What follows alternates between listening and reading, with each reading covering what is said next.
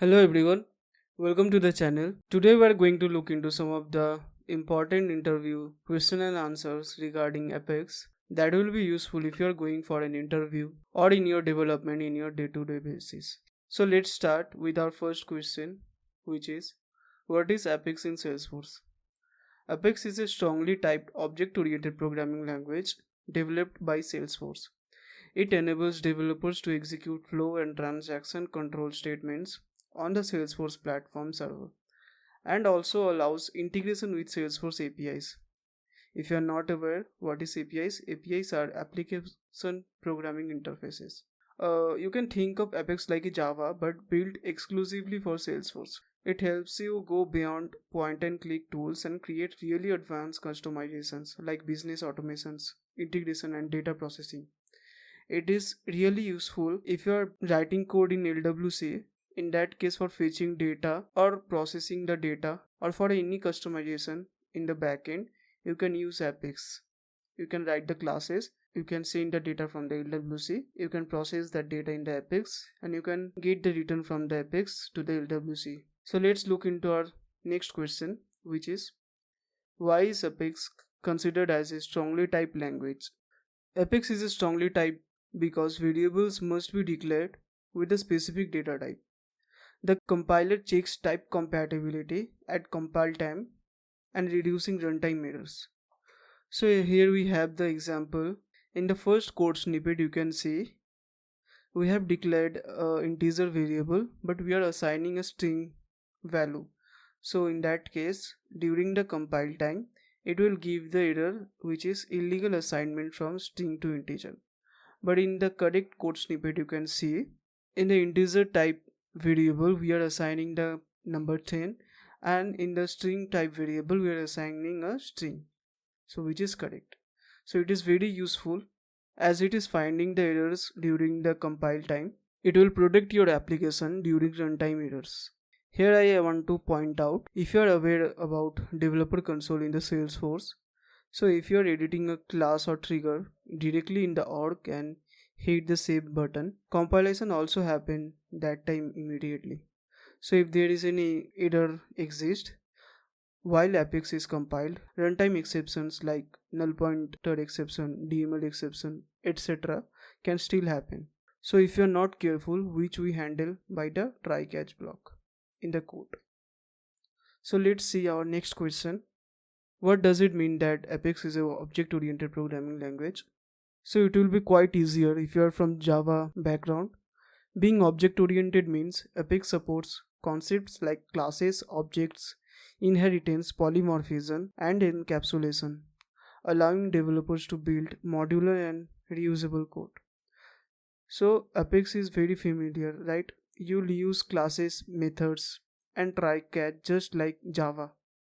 But Apex also give you built-in access to Salesforce objects, data and logic through SOCL and DML. So here is the table. You can see how Apex is similar to Java from the point of view like class declaration, data types, object-oriented, etc. It is quite similar to Java. But there are some of the key differences, like Apex is specifically designed for Salesforce and it is executed in a multi-tenant cloud environment. We'll look into this, what is multi-tenant cloud environment. Apex enforces governor limits to ensure shared resources are used, but in Java we does not have any this kind of concept. Apex has built-in DML and SOCL to work directly with the Salesforce data, which is very specific, unique to the Apex. Let's see our next question, which is where is Apex executed? Apex code is executed on the Salesforce platform server in a multi-tenant managed runtime environment. Whenever you write an Apex code, you are not running it on your own laptop or a separate server. Instead, Salesforce runs it on its own cloud servers, like how Google runs Gmail or YouTube on their servers. These servers are shared by many companies and users, not just you. This is what we call multi-tenant environment, kind of like living in an apartment building. Everyone has their own apartment like data, but the building is shared, which is Salesforce server. And because of this, Salesforce manages everything for you, from the memory to the performance and most importantly security. So your code does not affect others and others code does not affect you. That's what we mean by a managed runtime environment. So let's see our next question. How does Apex interact with the Salesforce APIs? Apex can interact with Salesforce APIs using built-in classes like HTTP, HTTP request and HTTP responses, which allow REST and SOAP API calls to external systems. Now let's go to our next question. What are control statements are available in Apex? So Apex support control statements like if, else, for, while, do while, switch and try catch, used for flow control and decision making. Let's see our next question. What is transaction control in Apex? So transaction controls in Apex refers to the how DML operations are committed or rolled back. So if an error occurs, the entire transaction is rolled back to maintain data integrity. Let's understand how it happens. So when we write Apex code that saves or updates data in Salesforce, like inserting an account or updating a contact, we are performing something called DML operation. But here is the deal. Salesforce treats these actions as a single transaction. That means if everything runs smoothly, all changes are saved. But if something goes wrong during runtime, like a validation, rule fails, or an error happens in the code, Salesforce cancels everything and rolls it back to how it was before. So this happens to protect your data from being partially saved, which can cause bad or broken data. So here is an example of the code snippet. Here you can see we are inserting an account and then we are trying to inserting a contact. So during inserting the contact, if it finds the email that we have provided, it is an invalid email. Before that, even if the account is inserted, it will be rolled back. So nothing will be saved.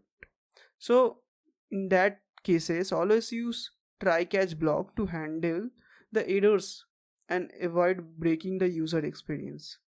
So our next question is, what are the DML operations in Apex? Apex supports some of the following DML operations like insert, update, delete, upsert, merge and undelete. So we'll look into some of the DML operations like upsert. Upsert is nothing but insert or update automatically. Upsert is like saying if this record exists, update it, and if it does not, create it. Salesforce checks if a record with the same ID or external ID exists. It will just update the values of the fields, otherwise it will create a new record. Next is merge. It is used when we want to combine some of the duplicate records to the main record. Merge is only applicable for lead, contact, cases and accounts. You can pass a main record and up to 2 additional records to a single merge method. Field values on the main record including null and empty field values always supersede the corresponding field values on the records to be merged. Therefore, if a field value on the main record is empty, the resulting field value remains empty after the merge operation, regardless of the field value on the duplicate record. To preserve a field value from a duplicate record, manually set this field value on the main record before performing the merge. And also external ID field can't be used with the merge. Next is undelete. Undelete is kind of restore the soft deleted records. Undelete bring back the record that were deleted but not permanently removed. If you are deleting any records, that will be stored up to 15 days in the recycle bin. So after 15 days it will be permanently deleted. So here is an example of the query for the undelete. Let's see our next question, which is difference between DML statement and database class method. DML statements throw an error if any record fails, and database class method allows partial success. So suppose if you are inserting 100 records using the DML statement, in that case if any single record fails, then all of the record will not insert. But if you are using a database class method, in that case if a single record fails, then it will not affect the other records. If you want, I can make a separate video on this topic, so do let me know in the comments. Our next question is, what is the use of try catch in the DML operation? Try catch block handles exception gracefully during the DML operations, allowing developers to log errors or take alternative actions without breaking the entire transaction. Our next question is, what is an interface in Apex? An interface in Apex defines method signatures, just the name and parameters but no logic. Any class that implements the interface must write the actual logic. So here's an example of the interface in Apex. Here you can see shape is our interface and it isn't just an idea what needs to be done. Circle and square are two classes that each say, okay, I'll draw, but I'll do it on my way. This is very useful when you want multiple classes to follow the same pattern but implement different logic. So you can see from the third method we have called the circle and square. And circle and square, both of the separate classes are implementing the same interface, which is shape. Now if I call draw method, which is from the circle and square, so in that case the first with s1.draw calling the circle will print drawing a circle, and the second will call the square method, which is drawing a square. So that's it. This is the end of our video. I'll please request all of you to please subscribe the channel and do support the channel. I'll come back with more Salesforce related interview questions and answers. So it will be really helpful for you guys whoever starting their journey in the Salesforce. So we'll see you in the next interview question and answer. Thank you.